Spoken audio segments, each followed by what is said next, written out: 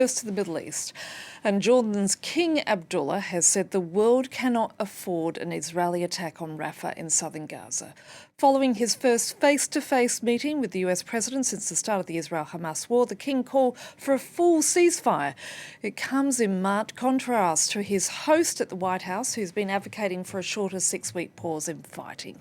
This is what the two men had to say earlier after meeting at the White House.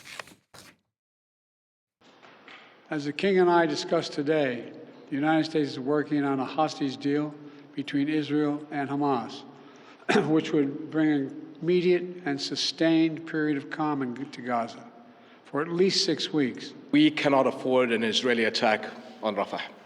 It is certain to produce another humanitarian catastrophe. The situation is already unbearable for over 1 million people who have been pushed into Rafah since the war started. We cannot stand by and let this continue. We need a lasting ceasefire now. This war must end. Now, more than 1.3 million people are currently living in Rafah in southern Gaza, the vast majority of them having been forced from their homes over the last 4 months of war. Israeli Prime Minister Benjamin Netanyahu says a successful mission to release 2 Israeli hostages from captivity in Rafah shows that a ground offensive is necessary. However, the UN has called the prospect terrifying. Norris Trent has more from Jerusalem, particularly in response to what Joe Biden had to say earlier.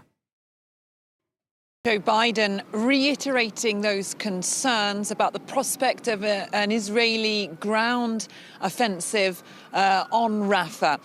Benjamin Netanyahu, meanwhile, has hailed the rescue of 2 hostages yesterday as, quote, a perfect operation, and he went to meet with some of the special forces involved, praising them. I mean, here in Israel, it was seen as a boost for morale, and a lot of people very thankful about that.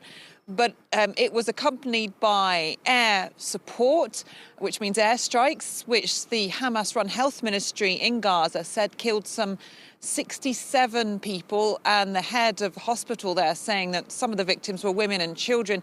The Israeli military says that it is looking into those claims that civilians were killed, but the scenes of devastation were huge. Benjamin Netanyahu also said that the rescue of these 2 hostages proved that Israel needed to continue with its military operations in Rafah. The 2 men were actually rescued from an apartment building right in the centre of Rafah city. And so Netanyahu is using this as a justification for saying, look, we need to press on with the use of force, despite warnings and criticism on all sides, that the consequences on civilians could be dramatic.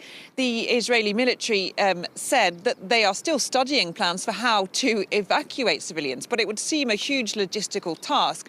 And so clearly the Israeli authorities not on the same page still as their American allies and several countries clearly around the region.